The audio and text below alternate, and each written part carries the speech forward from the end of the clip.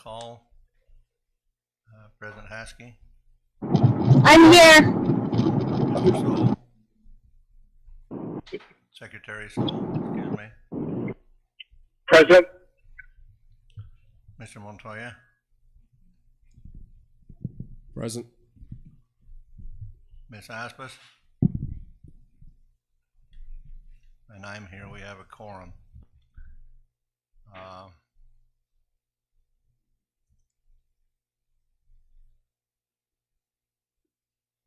We'll begin with the Pledge of Allegiance, and Mr. Carlson will then offer a prayer.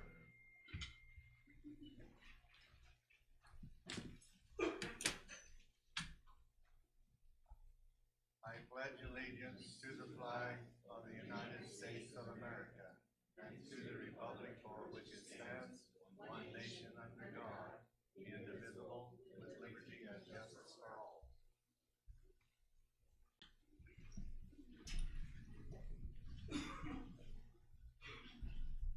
If everybody please bow your heads for a prayer. Heavenly Father, we'd like to thank you for this opportunity to come before you today.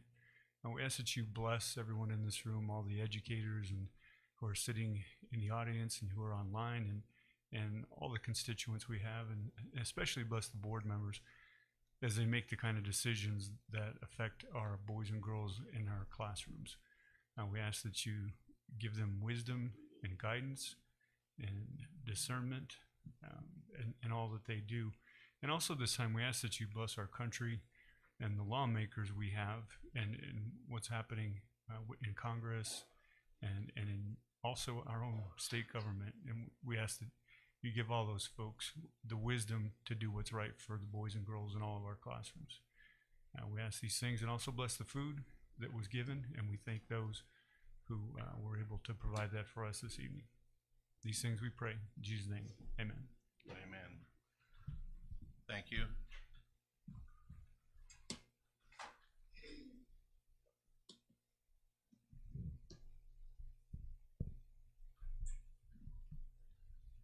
We'll take a minute for agenda review.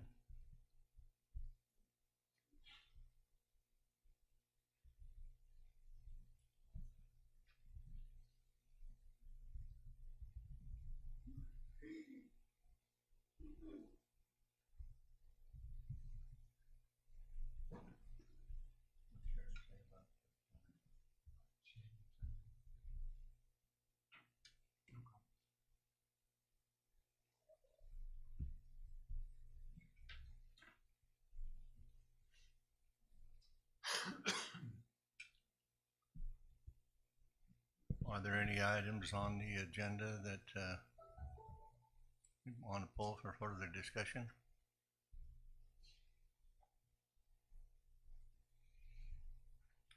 Ms. Aspas?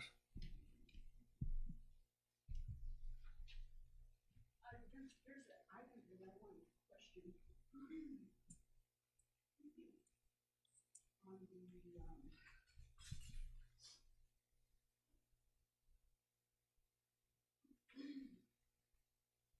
on the different notifications that we got on board docs, and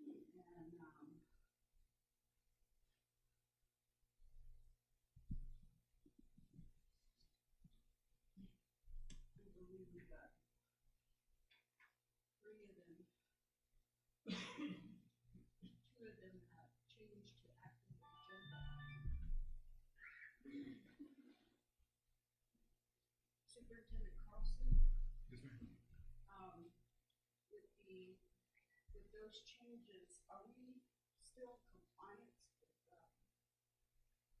with Robert's Rule of Order on agendas? Which ones were the ones that were changed?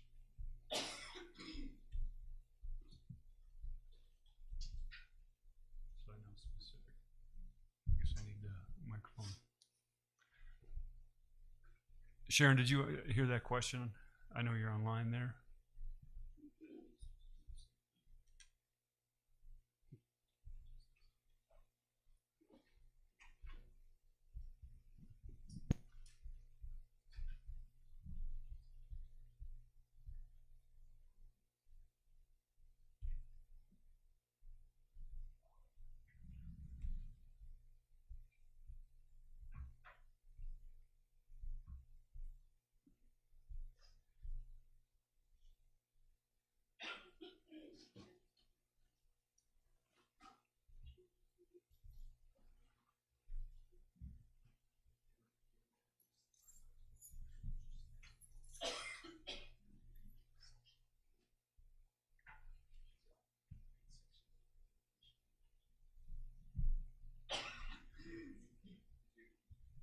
didn't really catch where it was. Okay, That's so I think really the question is in regards that everything that was going to be on the agenda was placed 72 hours in advance, correct? Correct. So I think the question is in regards to the adding of the actual information and read information that is presented to the board. But it's Okay. all been noticed within the 72 hours, correct? Correct. Is that your question, board member? So like if there was a report that was added, But, according to policy, it does state that there's 3 people that make up this agenda. And the fact that you don't know what changes I'm talking about, I wonder. And my question now, that with 72 hours for post, that's supposed to be set in stone. the agenda itself didn't, okay. And that's supposed to be set in stone, 72 hours. And then, when it comes before the board, then we have that area where we can go ahead and approve or to make changes or consent to what's in the agenda. But it seems like these changes are being made because that's how it's titled here, is changed to active agenda item. Again, I believe it's my understanding the only change was that there was a report added within the actual agenda itself. There's been no change. The way it seems to appear is that there's changes being made and we titled that different to where it doesn't make it look like we're making up the agenda within the 72 hours. I understand your point. Could I ask really quick, what exactly has been changed? Because I don't see the changes. The agenda is specific, it's noticed. I just understand a report was uploaded, correct? So the agenda, That's correct. I think that's good.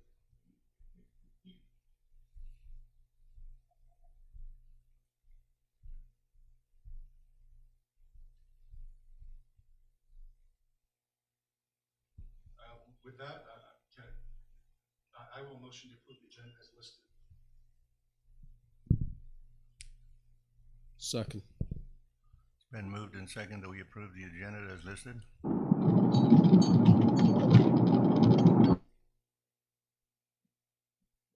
President Haskey, Yes. Mr. Montoya, Yes. Ms. Aspas, Yes. Mr. Sol, Yes. myself, yes.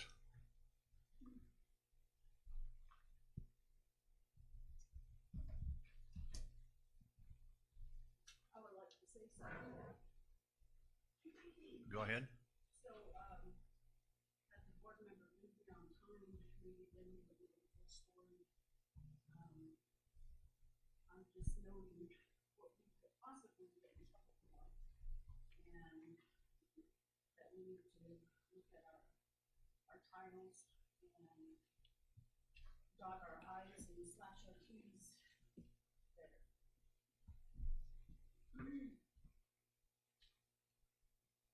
Thank you. Anything else? If I may add to that, because if you look into the emails as a response from Board Docs itself, I don't know if they're the ones applying the language to that, because it states very clearly. That was sent out at 10:23 a.m. at 7 hours ago. It says change to active agenda item. And if it's not a change, or if it's addition of information to, then that would be more clear in the language that's presented. Because if the general public sees this, and again, to Ms. Aspas's comment about it falling within that 72 hours, there could be a question.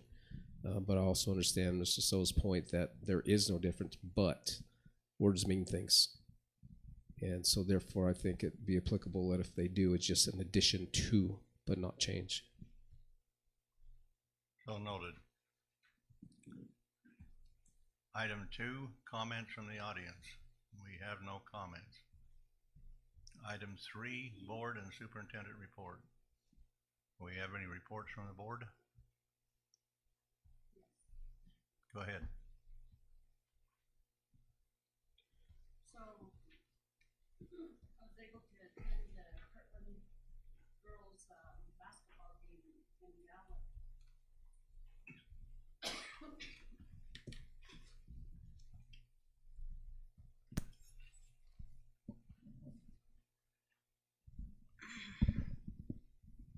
I understand we won.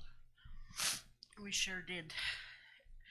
So, please forgive me for coughing. I try to get some medicine, but anyhow, I attended that game, and what really concerns me is, we had the Navajo Nation president there, and although whatever the views are, opinions, I hope, it is my hope that our schools have a better acceptance when people such as them show up at our games. But it was really disappointing to see that and hear that, and adults behaving like that. But when they gave out free books, which was in Navajo, everybody wanted one. All that went away. But anyhow, that was a real disappointment to see that. But our girls played really well, and then I noticed too that Gallup has free admission into their games, and I don't know, that was asked about, and all I can say is that Gallup is in a different area who has that can have assistance from the economic development around them, and whereas CCSD we're not so lucky. I don't know if that's what it is. Would like superintendent to possibly look at that and see how that's done, and then also was able to go to this past conference and meet with legislatures, and then of course talk about our area and what we're still facing. And so it's something that's not old, but I'm sure it's old when they hear or see me voicing it, but do advocate and do keep it up front that these things we're still experiencing here at CCSD. And I was really happy to have board member Montoya get up there and voice and advocate, and I really think that's valuable. So thank you. I have a comment. Go ahead. I appreciate that, Ms. Aspis. And what she was alluding to was one of the Senate and House representatives were speaking about some of the bills that were being considered in legislation currently this year. And they both spoke of local control. And so that gave me the opportunity to get up and voice my concerns, issues, and actually, quite frankly, make a comment about that. As much as they voiced their opinions to support local control, I reminded them that they contradicted themselves when they start talking about legislating and mandating from the state legislature and the PED to the districts, to the local school districts, which I made the comment about allowing our local leaders and experts to determine the direction. It's one thing for the state to set a standard, and I believe, quite frankly, it's another for the districts to try to obtain that standard and work towards that. And in my opinion, that's where a lot of that local control can take place and serve our students better, because what works in the Northeast Heights of Albuquerque does not work in Ostedia or Newcomb or in Shiprock or Kirtland for that matter. And so I'm of the opinion that we need more local control, and I hope that that recent decision that had to do with the calendar where the districts won per the court's decision can be looked at to also challenge the state over educational strategies to allow the school districts to have more control over that without the state legislature telling us what to do and how to do it. Thank you. I have one more. Go ahead. Also, I just wanted to say that, you know, with all the things that are happening in Washington with all these changes and a lot of Jeanette and but I think you understand that, Mark. A lot of rumors, and so you know, those were at the top of it and of this conference and legislatures, but they I think through the news it got ironed out, and but there's still a lot of unknowns, and but it was good to see, you know, people, the lawyers that give the sessions, how they're, you know, addressing it and talking about it. So it was a big topic. Thank you. Thank you. I also had an opportunity to attend that training in Santa Fe. There was a lot of good information that I was able to receive, and I appreciate that opportunity. With that, I'll turn the meeting over to President.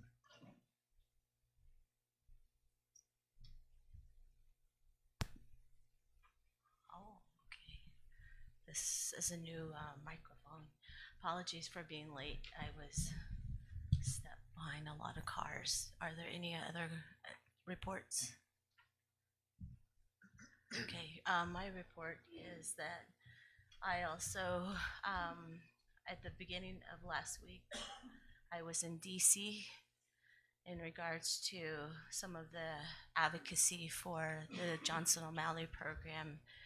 I was assured by senators that the changes, what's filtering down with DEI is does not affect the Johnson O'Malley program. However, it may affect other programs. So those are the congressional people that we met with last week were also ones that were locked out of the Department of Education or were protesting in terms of the things that were going on with the Department of Treasury. So there are a lot of unrest, a lot of uncertainty, but I think we are with Central Consolidated School District, and our continued advocacy has made some traction. We continue to speak with our partners out there in DC in regards to our priorities with impact aid, with JOM, and with other funding sources that we've been working on. So it's a continuous process right now. It's continuously evolving, and we don't know when that will settle down, when the dust will settle. But right now, just be assured that we are having our voices are being heard out there in DC. On the local front, I did also attend the training on school board, on the New Mexico School Board Association, and I think it was really helpful in terms of all the different sessions that in regards to the legal aspect of what we have to do here to improve our student performance and but also to safeguard our local control, safeguard the things that we do locally. So that is, I think, as far as I remember right now. Thanks. Turn it over to Superintendent. Was that all the board member? Did anybody else have anything? We're good. Okay, I'm going to go ahead and segue off a little bit of what President Haskey Obley was talking about there. So there's a lot of stuff going on, and like board member Aspas said, there's a lot of Janae kind of about what's happening with funding the national level and the state level. But I do want to mention that everybody knows here at the national level, just recently, there was an executive order that was put out, talked about funding for schools that were involved in anything that had to do with DEI. And so that's a big catchphrase, buzzwords that are kind of going around. Remember that DEI stands for diversity, equity, and inclusion. And if you're against DEI, then you need to really explain, is it the diversity that you're up against? Is it equity? You don't like equity? You don't like things being equitable and fair? Or is it the inclusion? And so I think you need to be real careful with that. The state of New Mexico, much of the legislation revolves around equity, and it revolves around diversity, and it revolves around inclusion. Matter of fact, a lot of the legislation is aimed at doing justice to Yazi Martinez. Well, by the way, Yazi Martinez, you could consider that a DEI ruling. So we're up against a really difficult time right now because we have what's going on at the national level and we have what's going on in New Mexico. And we need to be real careful about what we're saying. This is what we're for. This is what we're against. I'm not trying to be super political, but I just want everybody to know when I'm talking about things, what I want is what's best for the students of CCSD. So I want to talk just real quickly about some bills that are going around right now in New Mexico, in the New Mexico legislature. For those of you who are worried about things in the funding of our district, the funding of our state, this would be a really good time to talk to your senators, to talk to your representatives, any of your legislators, because it's real important. There's some funding formula changes. One of those that are outlined in House Bill 63, one of those changes is in the factor that includes ELL students in the funding formula. That actually gives you a little bit extra for ELL students. And that's something, we have quite a few ELL students, and that's something that would positively affect us. So that's something that we should definitely be for. There's a math bill and a reading bill. Again, we talk about local control versus state. That's something that if you care about, and this is our mandates from the state, they're very right about the fact that we have math and reading scores that need to improve. However, is that something we do at a district level, or is that something that should be done at the state level? So if you have feelings about that, make sure your representatives understand. Again, most of these things, you can talk about local control versus what's going on at the state level. There's an anti-distraction policy, and hopefully everybody understands when I say anti-distraction.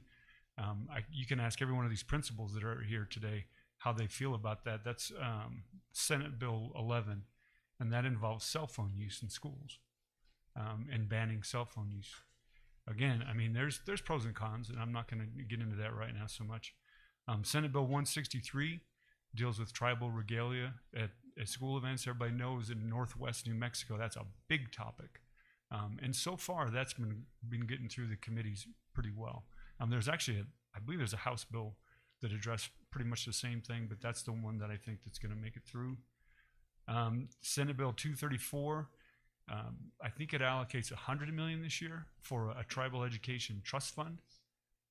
And that's been a hot button issue for those folks around here because of the way those monies were dispersed.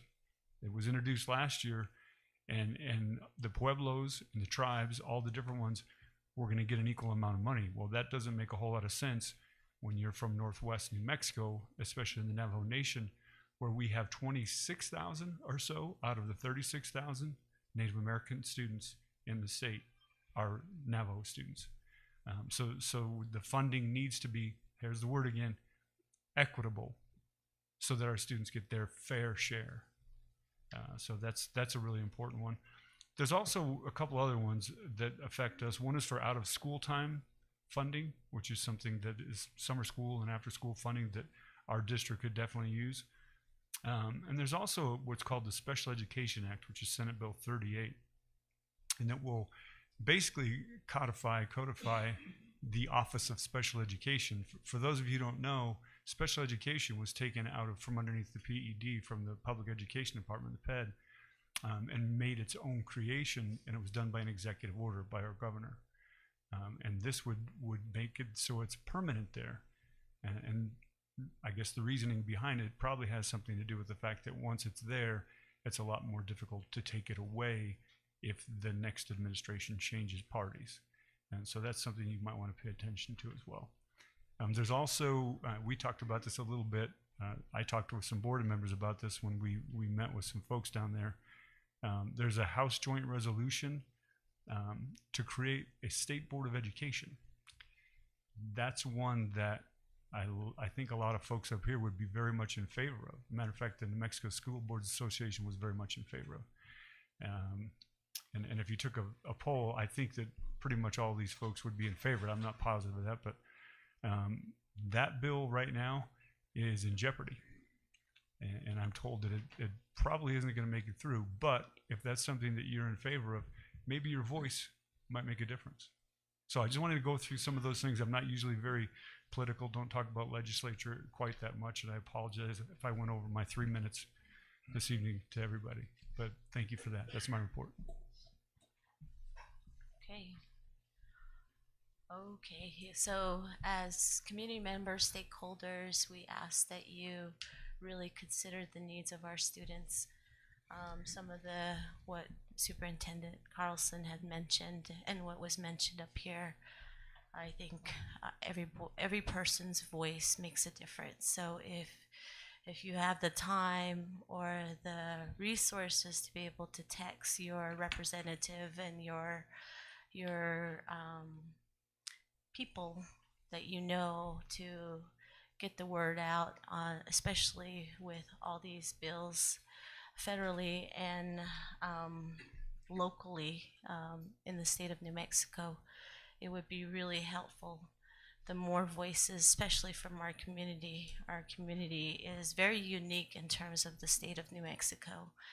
And so if you are able to listen in when these bills are being passed and moving through the different committees, it is really powerful when you have parents come up and speak on behalf of these bills to support or to disagree with it. So you have that option. So I would really urge you to consider vocalizing your stance on some of these bills. Thank you. We will move on to number 4, reports. A, unique trip requests, Shiprock High School class of 2025 academic senior tour and trip, Phoenix, Arizona, by Mr. Claw and Ms. Light. Are they present? Good evening. This is Anthony Claw. Okay, you can begin.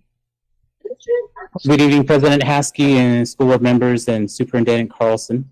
My name is Anthony Claw, and I'm representing the senior class of 2025.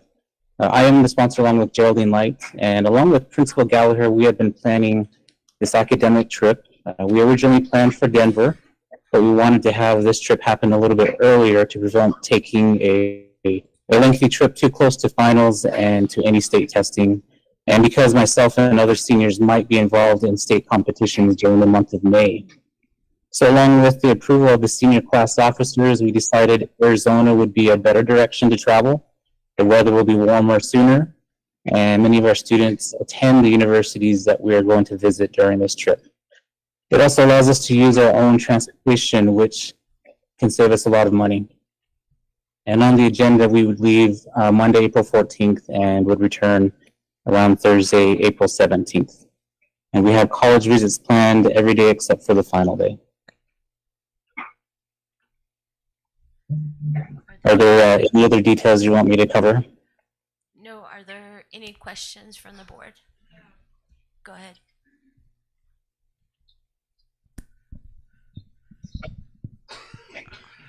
Mr. Claw, this is Yes. Christine Aspis. I believe this has been on the month before, or maybe 2 months before, and oh, I see Miss Light on board docs, but anyhow, I'm getting conflicting reports. So are the students in agreement with this? I mean, it's kind of unusual to usually, students are pretty excited and everything's pretty positive and moving, but I'm getting different reports about that I think the last presentation was the students didn't know that things or changes were being made, and so I'm just wondering: is the students involved? Do they know? Yes, on my end, I started to organize things just around the last board meeting, and I communicated with the class officers. They communicated with the students, and I do have a Schoology page where I make announcements to those that are planning on attending the trip, and I allow them to ask me questions. And to my knowledge, I've explained to everyone where we're going and what's happening on the senior trip. Okay, thank you. Uh-huh. Are there any other questions? I have a question. Go ahead. How many institutions of higher learning are you planning on visiting on this trip? We have Northern Arizona University on our agenda. We have Arizona State University. We have Glendale Community College, and let's see, Arizona, and Arizona Science Center. So that's basically 3, 1 in Flagstaff and 2 in the Phoenix area? 3 in the Phoenix area: Arizona State, Glendale, and Arizona. Okay. All right. Thank you. That's all I have. Yep. Okay. That's it. If there aren't any other questions, thank you. Thank you, Thank Mr. you. Claw. Letter B, New Mexico State Legislative American Indian Day Report by Mr. Russell.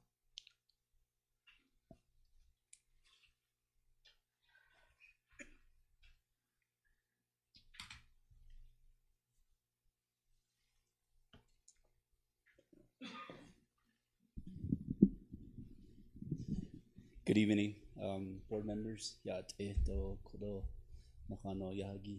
you for this opportunity to do this report.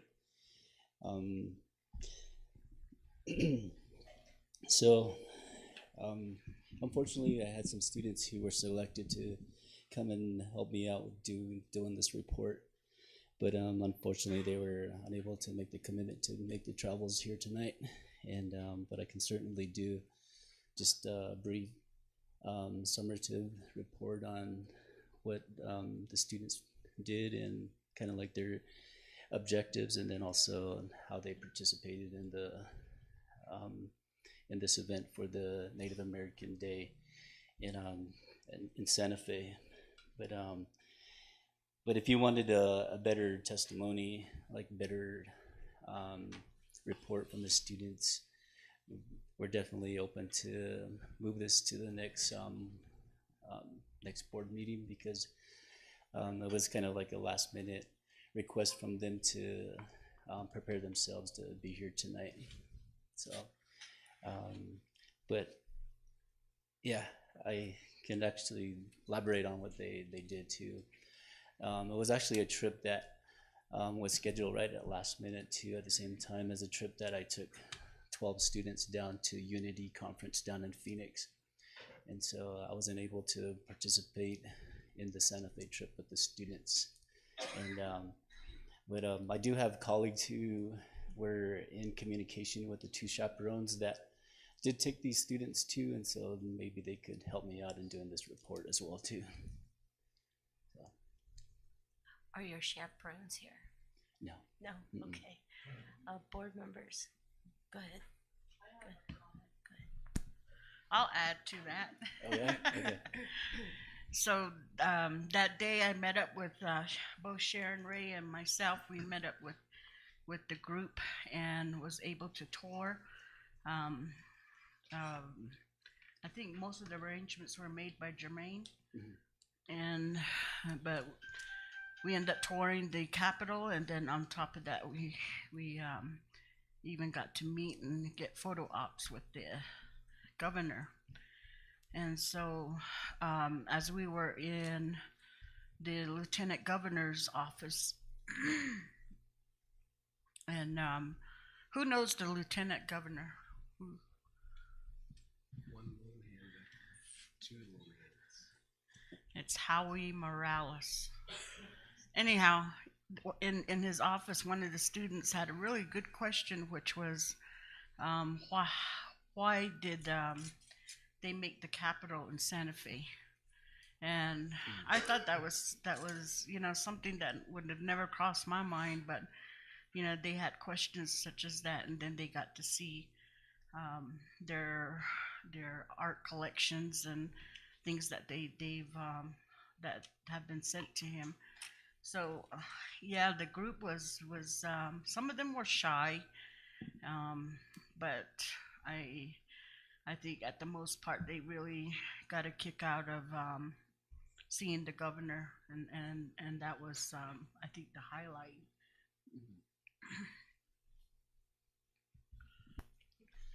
So there was 12 students who participated. These were all high school students, 3 from each high school. So Newcomb, Shiprock, Kirtland, and Career Prep participated in this. And then our chaperones were Jeremy Wooden from Shiprock High School, and then Maybelle Long from Newcomb High. Board members, if you're in agreement, we can move the student presentation to next month. I mean, he gave the overall general report, and then we can hear from the students at next month's board meeting. All right. Thank you, Mr. Russell. You're Yeah, welcome. and so Yeah, I wanted to just show up here tonight because I wasn't sure if at least one would come, but but yeah, I appreciated that, and I really appreciate the support that we get as far as any kind of student leadership and advocacy opportunities. So yeah, thank you. And I think that we're in that real good state where we do need our students behind us in advocacy. So yes, yeah, go ahead. I'm really glad you said that as equity counsel, because there's a new board member, somebody Frazier, and met her during one of the sessions, and she was asking about equity, and I was telling her that we about our group, and she doesn't see that in other districts, and I told her, yeah, but that ours is really doing well, and going places and doing things, and so I think people see, and I really appreciate your time and your time and to going to these places, and because also she did know and she did understand that with Yazi Martinez, it's not just a minority group, it's a at-risk group, and so she understood that very well, and I was very surprised by that. okay, thank you. There's two big events that we're going to be doing here before school out. So you can mark your calendars for April 3rd and 4th. We're having our 3rd annual Student Leadership Summit, which you guys are all invited to. And then on May 10th, we plan to have our Drums of Spring here in Kirtland. And so I appreciate all those who are willing to participate and helping us out with that one. What was the date again? March. March 10th, or May 10th, sorry. May 10th. May 10th. And then April 3rd and 4th is a student summit. Okay, students. Thank you. Go ahead. Thank you. So, letter C, SFE report update. Is that by chance? Okay. Good evening, Good evening. members of the board, Superintendent Carlson, all the guests. I'd like to introduce myself. I'm Kevin Fuchs. I am the GM with your food service management company, SFE. We manage your food, all the processes of all the schools in the district. My right and left hands, Lori Wingate, Monique Lopez. We have divided up the district and we take care of all the schools. And I just want to talk about a few things. First of all, I hope you've enjoyed the taco bar. Chef Marcos came up from El Paso and helped us out with that. I hope you enjoyed it. But a couple of fun things we have coming up to try to, spice up the program, make the kids excited. We're doing a survey right now in the secondary schools where we're trying to get student feedback to help develop our menu further, try some new dishes based upon their preferences. We have a fun thing going into March Madness called Menu Madness, where instead of basketball teams, it's recipes going up against each other, and students will vote on the recipe they like the best. That'll go further on in the brackets, and hopefully we get a couple new favorites out of that. So what SFE does, I'm not sure if everybody's aware, we make sure that your district is compliant with USDA regulations. We make sure you're compliant with nutritional needs. We have dietitians and a nutritional computer. We run all our recipes through to, try to get the low sodium, the low fats, and have a nice balanced nutritional meal for our children. We know that, we're competing with the Hot Pockets and the Speedway stuff, so we try to provide them the breakfast and lunch that will fill their nutritional needs. That's first and foremost in my book, making sure the students are fed nutritionally. So that's very important. But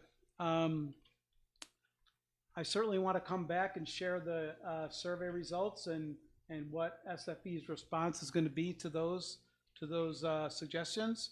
And I intend to be at the board meetings. Probably won't be a taco bar every night, but I'm sure we can whip something up for you. So yeah, I just want to let you guys meet us, and anything you ever need, you can call the SFE office. We're in Shiprock, and we're more than happy to field any questions, suggestions, anything you got. So thank you for your time, and we appreciate you, and we look forward to a long and prosperous relationship. Okay. Okay? Are there any Any questions? Questions or comments from the board? Go ahead. So with FE, are you with all the schools? Yes, ma'am. We Okay. manage the processes at all the schools. We do not manage the kitchen managers. They stayed on as district employees because everybody felt it was in their best interest with their, with their pensions and stuff. So yes, we do all 14, 15 schools, including Newcomb, Middle and High. Yes.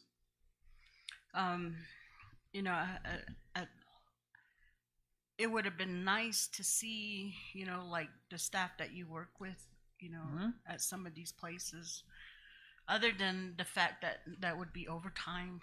Yes, they are union employees, and their Yeah. day does end at 1:30.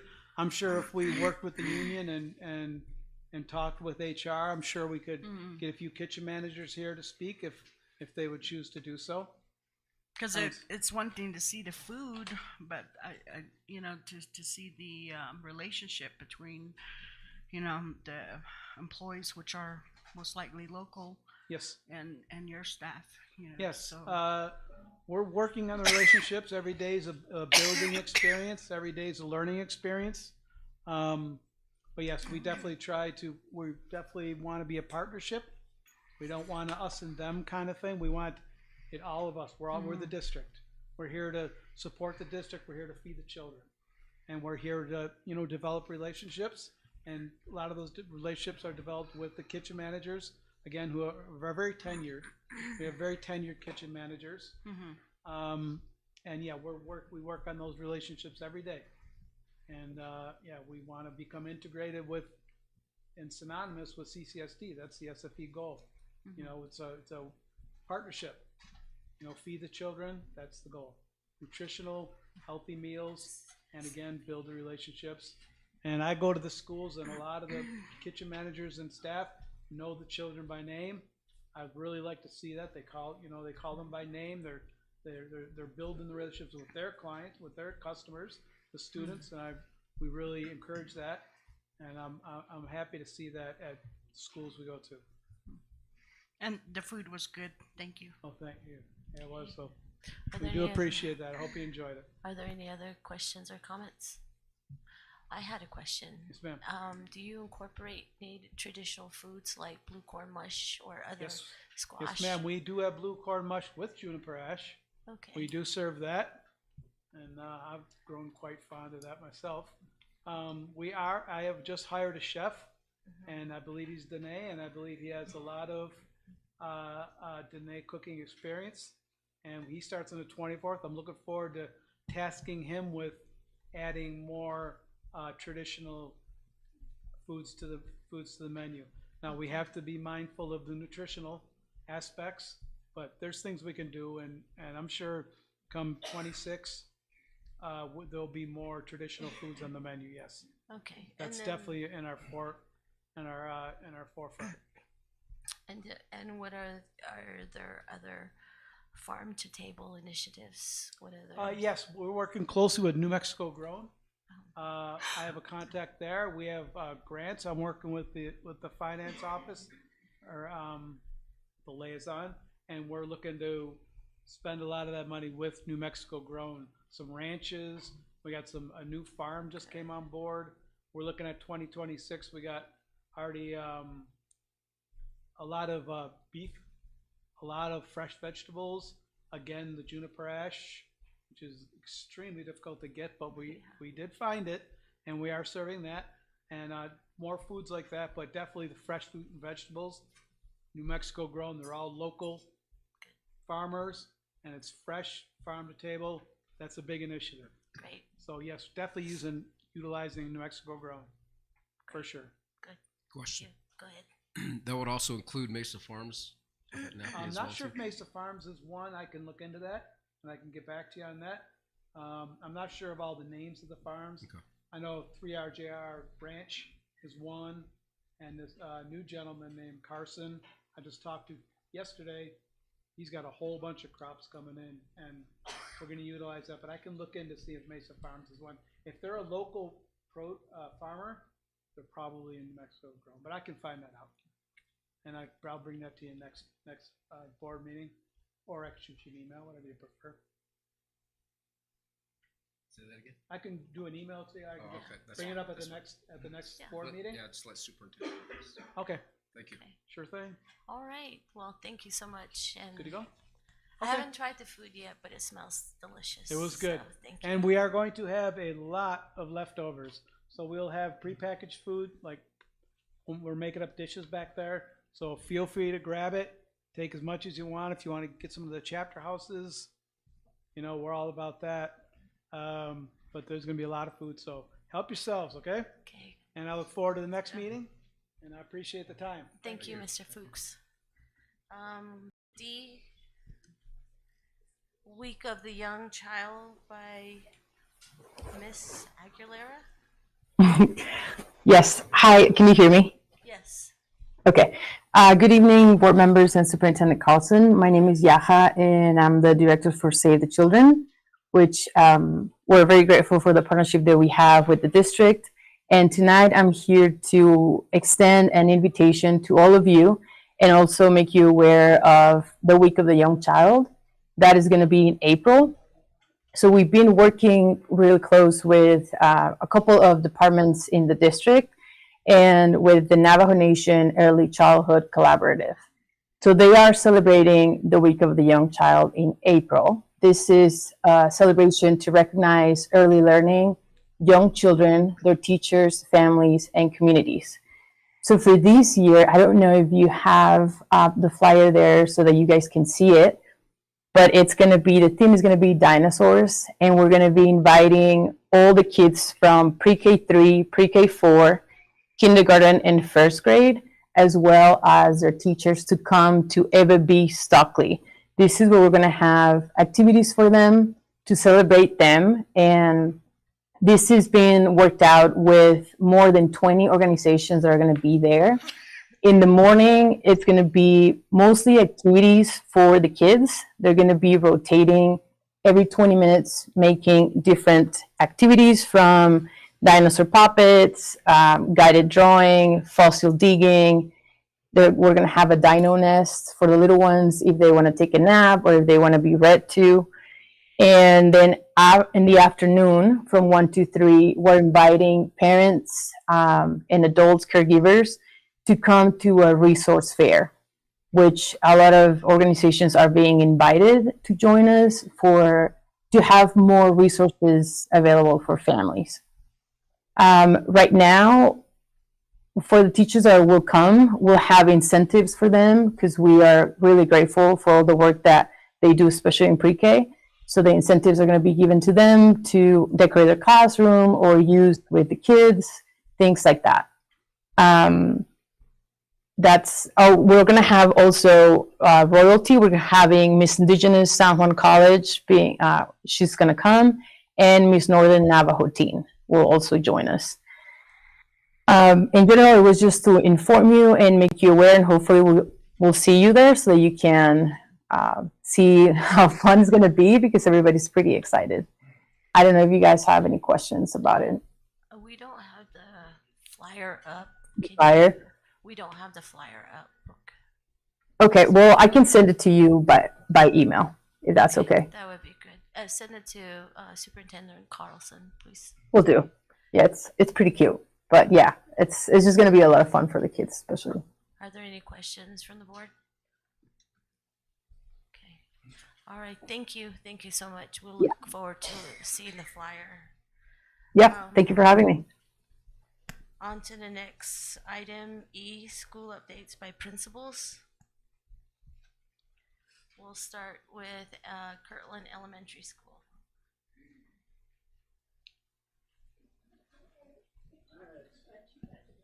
I get to be done then, so you guys didn't figure it out. All right, good evening, Board President Haskey, School Board, Superintendent Carlson. Doesn't mean you don't have to stick around. No, I'll be quick. I can do this in less than 3 minutes, I hope. No. So here's our presentation from Kirtland Elementary School. We were tasked with what's going well, what do we need to work on to improve. So I do want to share with about our teachers. Of course, everyone is aware we have a Milken Award teacher in our school, 2 board certified teachers. But more importantly, all 3 bilingual teachers are licensed by New Mexico PED. None of them have a 520 license anymore. 11 of the teachers have master's degrees or higher. We have 3 level 1 teachers, 20 level 2 teachers, and I do have 9 level 3 teachers. I don't think these numbers are up to date. All the grade level teachers in bilingual are TESOL endorsed. 13 teachers are letters certified, and the average years of teaching experience is 20 years at Kirtland Elementary School.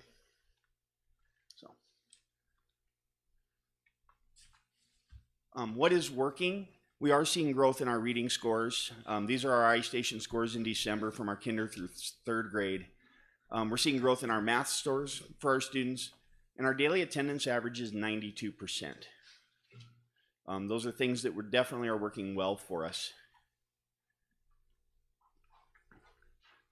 Where we're seeing growth in kindergarten, and I cannot read that from across the room, but from August to December in 3rd grade, our teachers saw level 3 grow 14%. Level 3 are the grade level ready students. In mathematics, levels 3, 4, and 5 had a 19% growth across the board.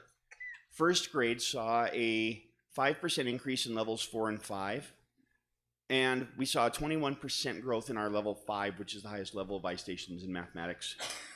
In second grade, level 5 grew 24% in reading, and 4 and 5 grew 18% in mathematics.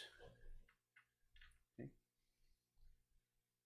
Our IMISA scores, in third grade, we did see a 2% increase of on target for reading, a 24% increase for near target in language, and a 14% increase of near target for mathematics. In fourth grade, there was a 20% increase of on target for reading, 23% for language usage in near target, and a 16% near target increase in math.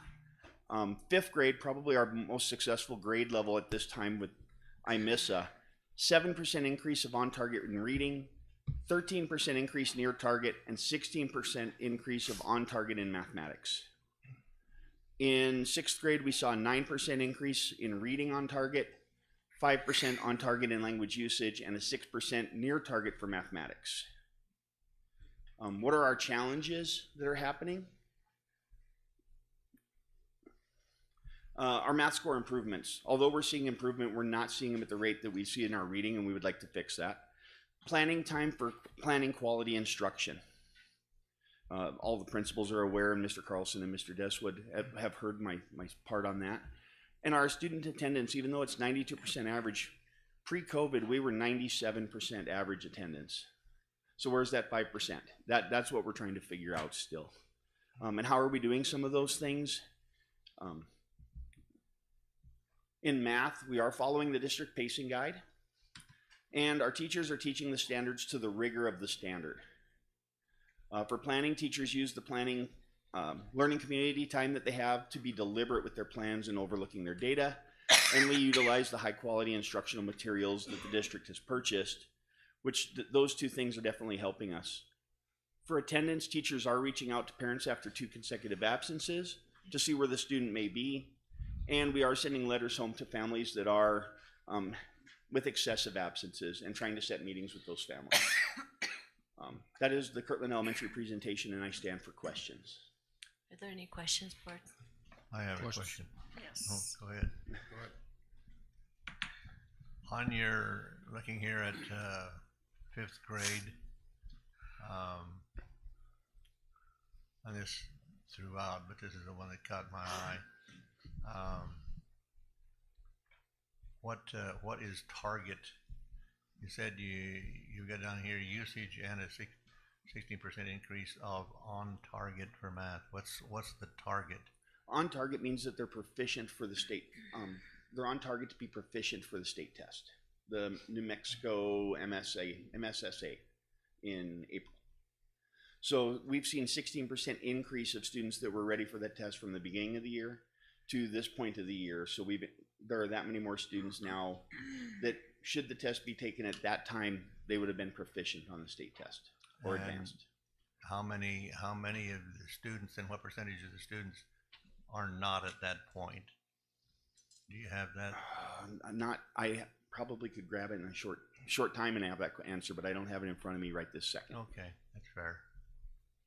Mr. Montoya? Looking at that on your 4th grade growth, that 20% increase on target for reading, 23% increase near target for language usage, and 16 increase near target in math. What are they doing any different than 3rd and 5th? They're doing a lot of things similar to 5th grade. The meetings that they have when they meet for their planning time, they're discussing the standards that they're teaching and how should they be taught. In reading, one thing that one of the 2 teachers is doing is she is doing, she calls it a literary study. Instead of reading possibly the high quality material, she may still read a story, for example, Indian in the Cupboard, and then follows the standards and uses that to do the lessons. So they'll read the story, but then do all the work with it. So the kids get 2 pieces. They get to read, and then they get to work on the comprehension questions and all the fine points that come with it. And they're writing about it constantly. They plan. They're talking, if they're walking down the hallway together with the classes, the teachers are talking about what's next and what did we struggle with. And there's no pride in, oh my gosh, I did a horrible job today and you did a great job today. Will you help my kids that are struggling? They have no problem saying, please teach my kids that are struggling because I don't know what's going on. And they're willing to let each other help each other. Does that include peer-to-peer teaching in grouping? Do any of them do that? They do. I mean, the kids are constantly working in small groups and working on the concepts that are presented. And I think it's huge to see those kids that understand the concepts almost fully work with those that do not, and provide that insight from a student's point of view. Because as adults, it's very easy. Well, you should get this. And kids go, I know where you're struggling, because they were struggling at the same point. And it was recent for them. So there is a lot of that going on in the classrooms. There's not classroom to classroom, other than I may share students with you and you share with me, those that are struggling or advanced, and we work with them. But, their plans are so close together that, it's almost like being in the same room. Is there a lot of differentiation between the grades as far as within the cluster of the grades? Can you clarify? The utilization of differentiation in those classrooms. Understanding that there's a standard, but giving the allowance to be able to differentiate. Yes. I mean, their small group time, their individual time, they plan who needs that individualized help or that small group help, and they focus on these 4 students need this skill. Let's get those 4 students together and get that skill taught.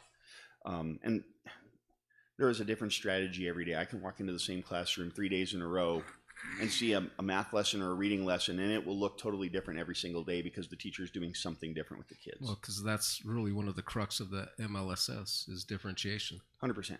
Okay, Yeah. Thank you. Mm-hmm. Ms. Aspis.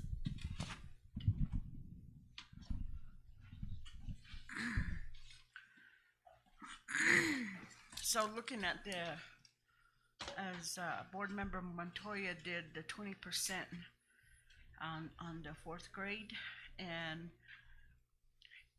the 3 areas, reading, language usage, and math. I believe in prior meetings it was talked about comprehension being and I just going through sessions and thinking more about it. I think that's an area that's pretty critical and not, I don't know if you intentionally gauge that, or is it just put in with the reading? It is included in the reading. In the IMISA, it is not broken out as comprehension as a standalone skill. It's a list of 25 different standards. If you look at our iStation, if we can break iStation into comprehension, and we utilize that as well, in iStation it will identify comprehension and what areas of comprehension students as you dig deeper into it. But in the IMISA, it does not do that. But it is important. You're absolutely correct. Yeah, and then if they're not making those targets like in 3rd grade, that's really below with the 2% increase. What do you do then? What do you do for those students? Or not you, but your teachers, your instructors? Well, it's all of us. And part of it has to be is why are we not making those growths, and what's going on in the system? Is it the system? Is it the material that we're using? Is it the test? Is it the standards that we're following or not following? And compared to where they were, this is the increase of on target. We did see a decent increase of near target kids. We moved a lot of kids from below target to near target. But one thing is I've talked with this group, and we are constantly working about identifying those standards through this test, using our iStations and saying, what do we need to fix? What's that small group, that differentiation that Mr. Montoya was talking about? And 3rd grade's a difficult grade. You know, I mean, every elementary administrator and teacher will say the same thing. In second grade, we teach kids to learn to read, and now in third grade, they're starting to read to learn. And that is a very difficult transition. They have to take concepts and information from text, put it in their brain, put it on paper, and regurgitate it. They have to know the words, but they have to know the meanings and be able to conceptualize it, and that becomes very difficult. And it has been difficult. You know, that's been a grade where I've had probably the most turnover, although I have veteran teachers. I believe that the teacher that has been in third grade the longest has been there 5 years. So it makes it very difficult when you're bringing new people into that system every year. But there's stability there now, and so we can keep working on that, and that's our goal, is to improve the third grade. Because if we can, and our kinder, first, second are very solid. So as those kids are coming up prepared, we should be seeing it in third grade hopefully next year, and as the oncoming years. Okay, with that said, do our parents or do the guardians know that the expectation of what their child should know, like first grade, second grade, third grade? That is an excellent question, and teachers do share that, but in what context and how much we share it with them, I would have to say I'm not familiar with what the teachers are completely sharing. But we do talk about at our first student-led conferences, teachers talk about where they should be on target, what's the target value that we want to see them at, the score, the progression that they're moving through their programs. You know, it's difficult because it's a list of standards, and if we just put standards out there, parents will go, it's a lot of nice numbers and words. Mm-hmm. And so we do have to find a way to convey it a little bit better to them. So the reason why I'm asking is, well, my next question is, what is an allowable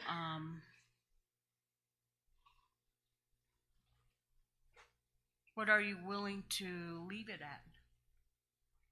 You know, the deficiency, or I don't know, I don't really want to call it deficiency, because I believe that students learn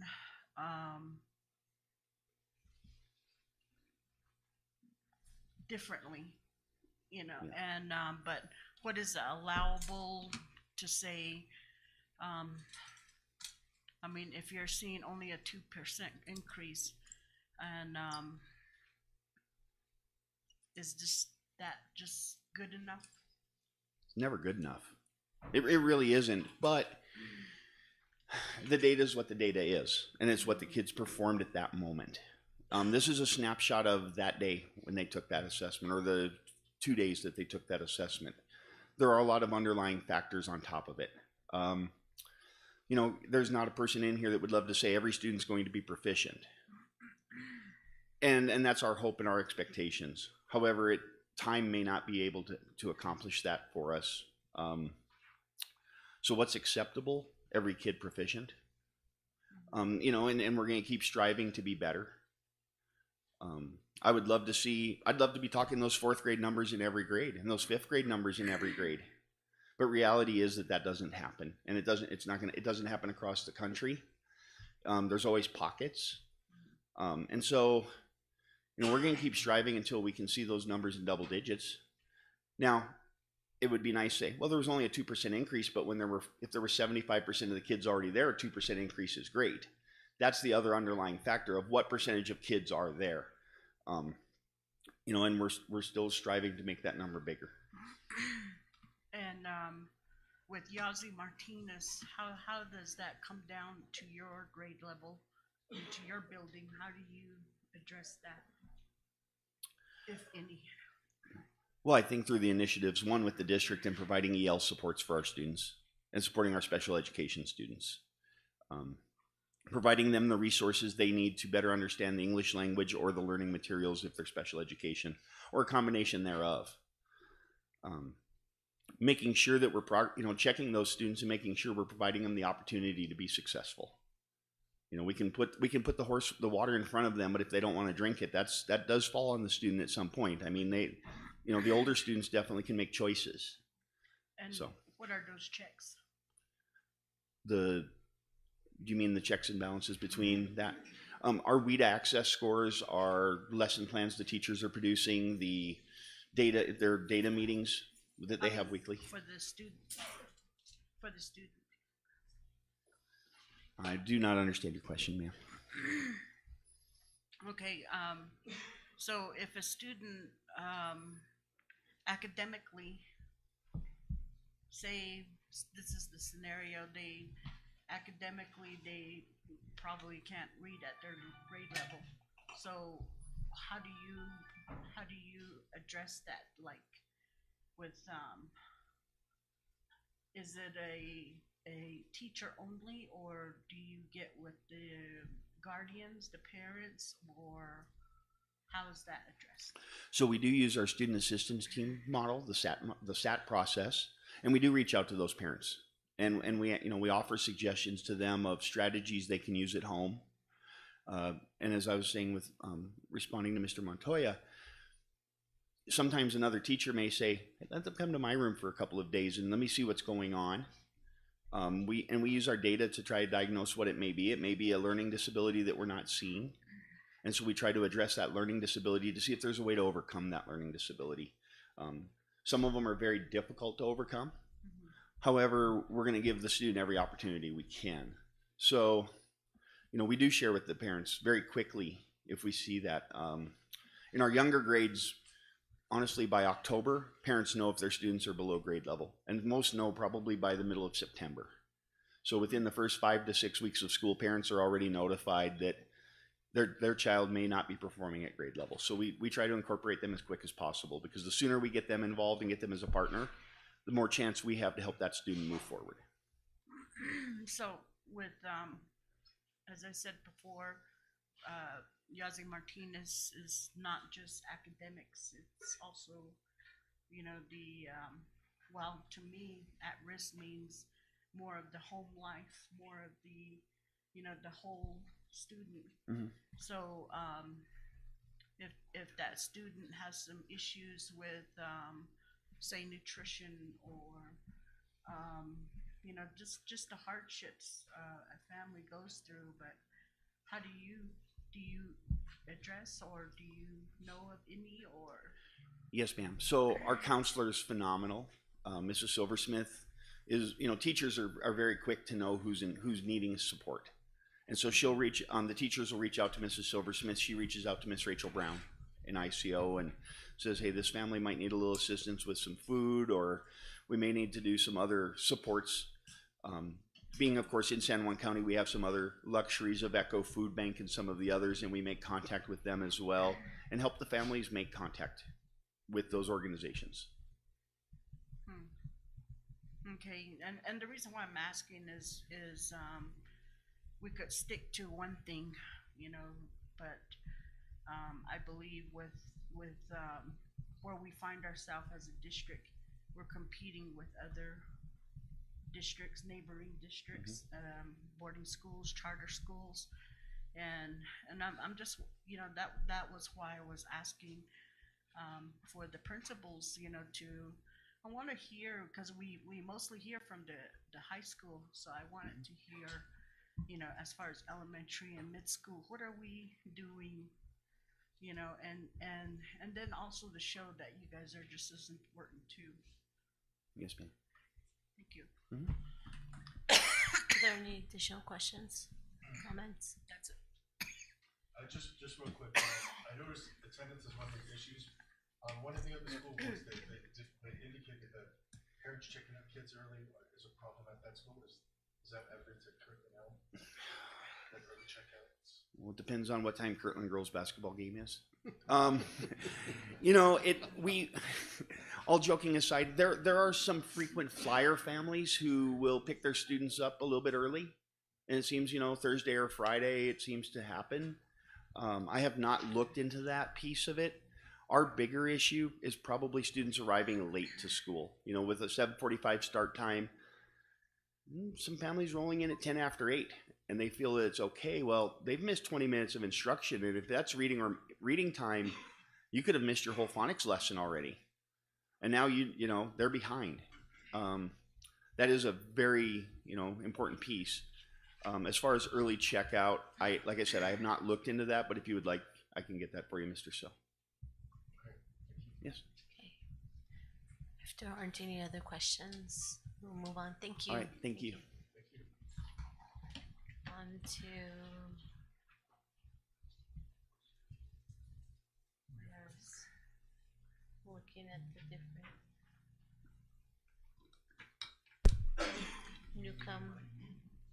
Newcomb Elementary School. It's by region. Oh, region. It's by Kirtland. Judy Nelson. Where did it go? Madam President, if I may, real quick. Yes, go ahead. Principals, just inform Sharon whenever you need to go to the next slide. Sharon is presenting your presentation. Just let her know when you need to go to the next slide. Thank you. Okay. Good evening. Good evening, Board President Haskey, members of the CCSD Board, Superintendent Carlson, excuse me, and the Kirtland community. My name is Debbie Tom. I'm the principal at Judy Nelson Elementary for about the past 10 years. And this is our presentation, and I hope it gives you a really good snapshot of some issues that are doing very well at our school, but also some challenges that we have. All right, so next slide. Okay, so what's working? Assistant Superintendent Deswood did talk to us about some general questions about what's working, what isn't working, what are some challenges. And so, you know, it's really easy for me to say, what are we doing on a daily basis? We're getting it done. We're teaching students, and that's all encompassing, but that's a general broad statement. But what does that entail? And I will define that for you. We're modifying for students. We're accommodating those students that are needing some additional assistance. We're providing interventions. We're evaluating. We're testing. We're looking at the data. We're analyzing. We're implementing changes as we go along, and we're making adjustments to our educational approach every day. So our teachers have PLCs for 60 minutes a week, and that's where we have these data talks. If you were ever to come to Judy Nelson, it is in our conference room, and we have a wall plastered with our data, and that is current data that that teachers are utilizing to help make those instructional decisions weekly, daily. So we celebrate our accomplishments. We have many accomplishments, not just these milestones at the end of the year or at mid-year, but we're celebrating them throughout the year, and we recognize not just students but also staff members.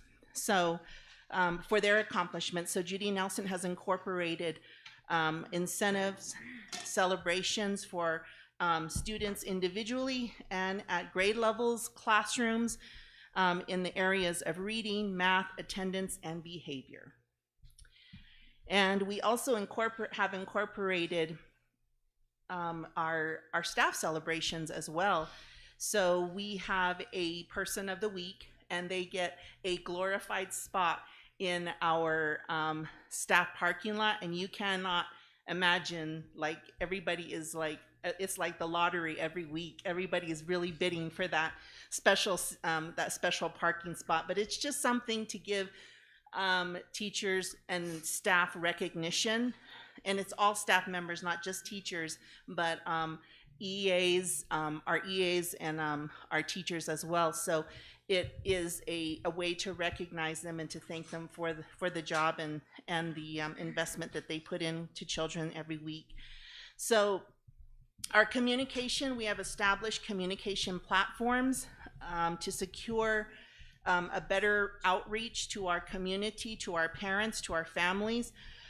We have something that I've started last year and this year, and it's called the Mustang Minute News, and it's a robocall that I try and get the week's events all within a minute or less. That's really difficult sometimes, but it's just to kind of give parents a snapshot of what's happening and coming in that week or the coming weeks. I do robo texts. from anything about, don't forget about spring pictures tomorrow. And also, there are bus changes, and I try and get those out so parents are in the know. And we every classroom at Judy Nelson has a class dojo. They have a class dojo page, and that's just kind of like an email, kind of a elementary type or school associated Facebook type posting. So all classrooms have their own Facebook pages where teachers communicate class information, class celebrations, class whatever to parents, and parents subscribe to those dojo pages. And we also have a Facebook and social media page for posting.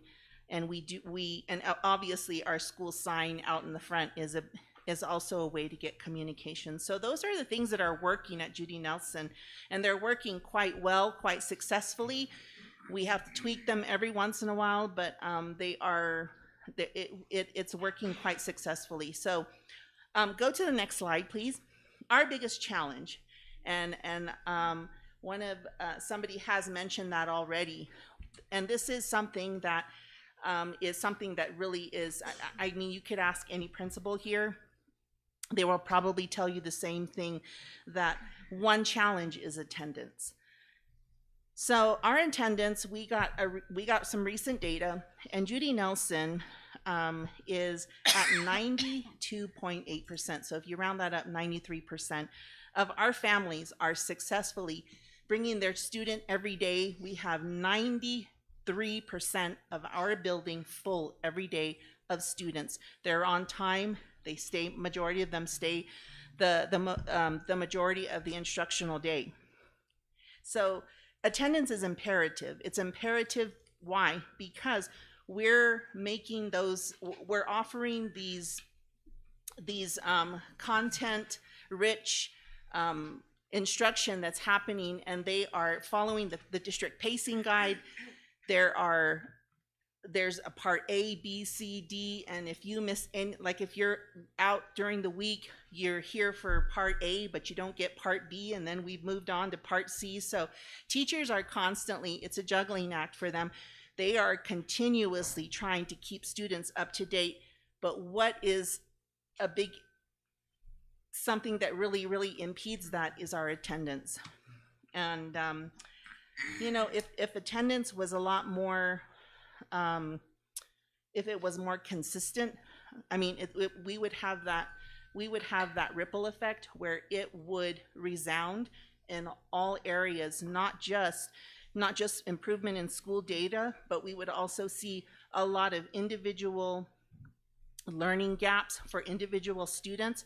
We'd see those kind of minimize and be able to close that gap. We would create better learning opportunities, consistent learning opportunities opportunities for teachers and students alike, because teachers are the same as students. They like consistency, and that is really, really important when we're trying to teach content to students on a daily basis. So individual student improvement and mastery in language arts, ELA we call that, or math skills would be that would be the greatest effect on that if we had a building of better and more consistent attendance. Next slide, please. So on average, and this is we kind of did a breakdown, we kind of did our own little survey and study to kind of give you what's happening at Judy Nelson. So on any given day, Monday through Friday, like Mr. Bushy had said, our instructional day begins at 7:45. We open the building at 7:20. And our cafeteria is ready to serve at 7:20. So when we open the building, a lot of our students are coming in at that time. We have people that are parked waiting. They hear the bell, they release, and our students come in, and they all go to the cafeteria. So if you look at that, on average, on a daily basis, a majority of our students are on time, which is great. However, look at these averages that show that we have some work to do on our on a daily basis. So from anywhere from 1 to 5 minutes, there are about 15 students late on average every day. 6 to 10, that grows a little bit more, as you can see the data that's there. And so anywhere from 11 to 15 minutes, it tapers off, and then over 15 minutes, there's really it's minimal. But if you, like what Mr. Bushy had said, if a student is consistently tardy at least 15 minutes, 10 minutes a day, that calculates to up to 50 to 60 minutes per week of instruction. I mean, they're missing that. And talk about the gap. And then the following week, there's another 60 minutes. And then the following week, there's another 60 minutes. So it does build. And it is a challenge for us, because when I say our bell rings at 7:45, instruction is starting. That's when we hit it. And we have 90 minutes of ELA, and we have 60 minutes of math. So if you're missing 10 minutes every day of ELA, of math instruction, that's equivalent to missing one whole week of math instruction. So as somebody had mentioned earlier, early checkouts is another thing. If they're coming late during the day, then we also, at the end of the day, we do see a fluctuation of high early checkouts. Okay, next slide, please. So I can, in being mentored by Mr. Deswood, every year we come as principals, and we have gripes and grumbles just like anybody else. And he'll tell us, and he'll tell me, Debbie, what are you in control of? I'm not in control of waking those students up. I'm not in control of their parents. I'm not in control of anything else. What are the things that I'm in control of? And those are the 4 points that I had to kind of within my scheme of authority or ability to control. So what do?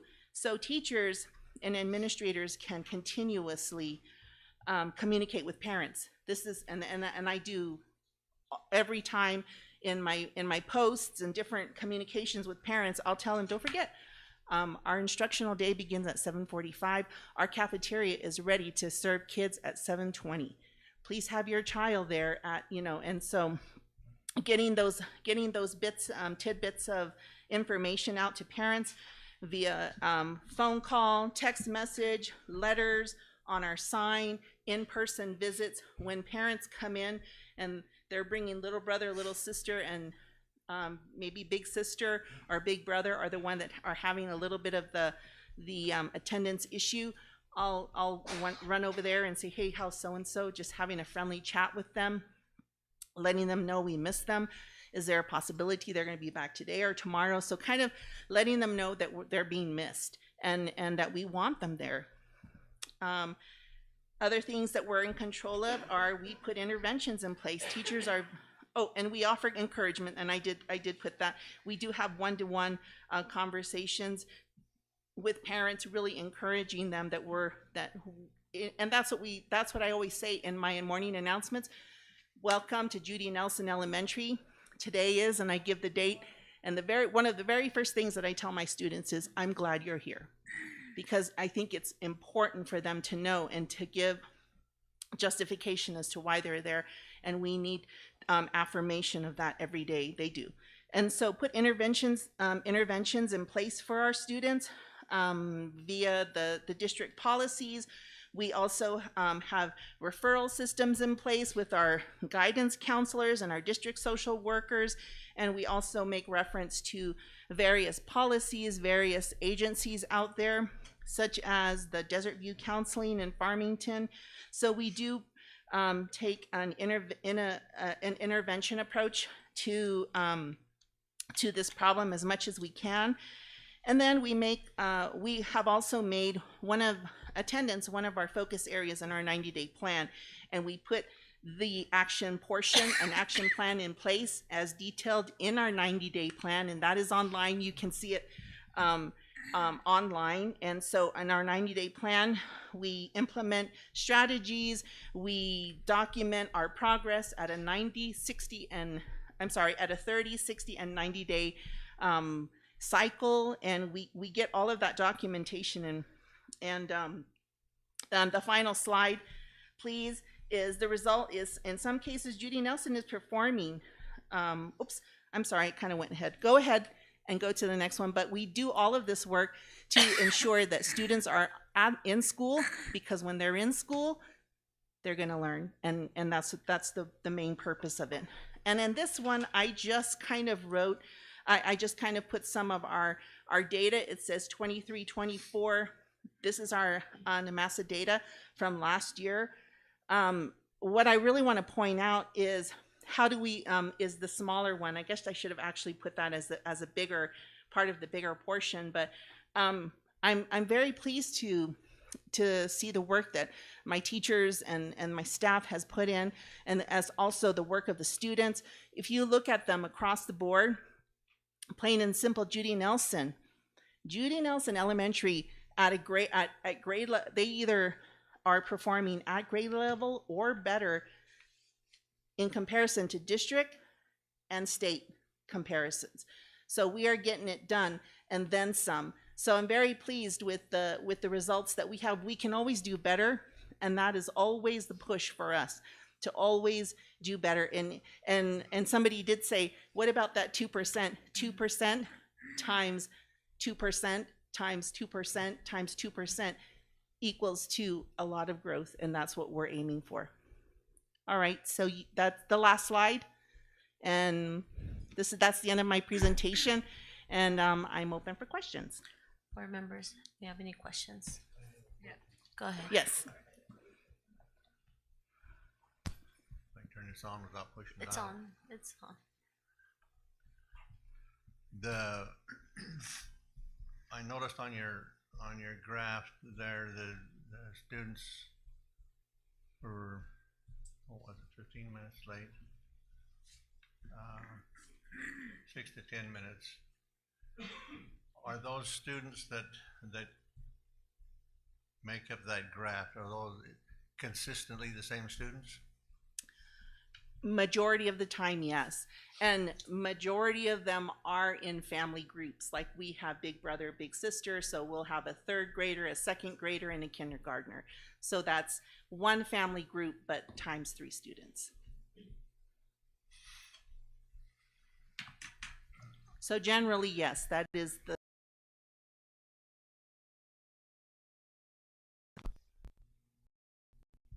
I don't know. Did the parents bring them, or do they ride the bus? What's the?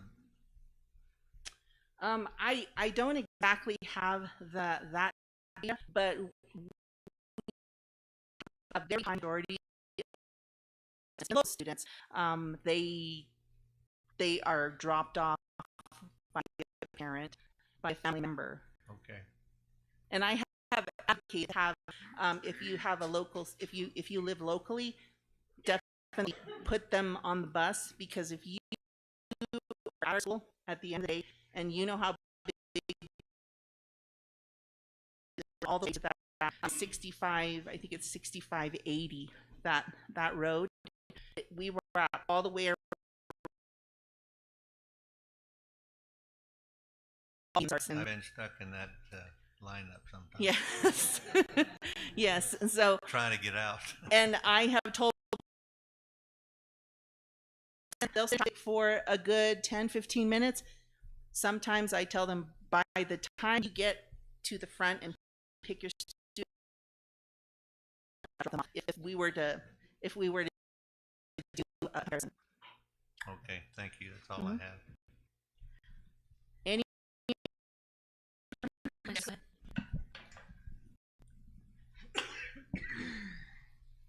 I like how you put that about encouraging, and also that things that you do have control of, and because um,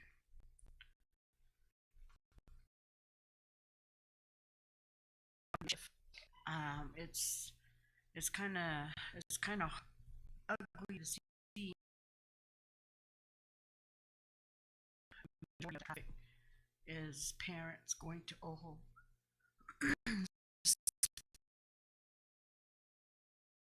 or passing, you know, just to get their child there. And you know, and they have precious cargo, kids, and but you know, and then you brought up your traffic route. You know,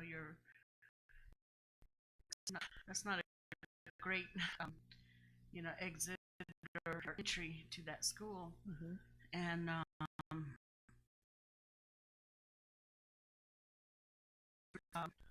you know, if you don't have a new parent or somebody new that's dropping them off, you know, that could be.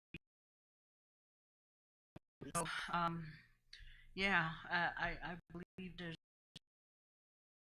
things, and but I'm glad you know, I like what Mr. Deswood, you know, said to you, and look at the things that you can control, and so you know enough to grasp and that information, and you know exactly who you know, which family or kids you know you know, just doesn't start off right away, and but it's so I'm just wondering, is it possible, you know, to do this, do the teachers, instead of going into that's really heavy, you know, teaching right at the beginning of the day, there's possibility these same students to kind of lead into something different and carry on. I understand where you're coming from, and when I say instruction begins, that means where we start formalizing, students are in their seats and everything. To answer that question, yes.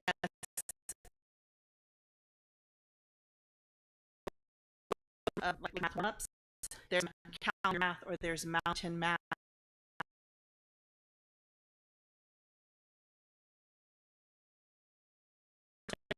And so while others are trickling in, so I guess I didn't explain that quite as well. Normalizing that students are in their seats, they're starting to, there's the route. I get where you're coming from. Those that there's a little bit of a grace period. Yes, we do, and all of the teachers do have that sense of not going to be there right when the bell rings. Then there's math warm-ups, and there's different little activities they put in place that associate with what they're going to be teaching, but and then also, you know, what I failed to principal before was about special ed.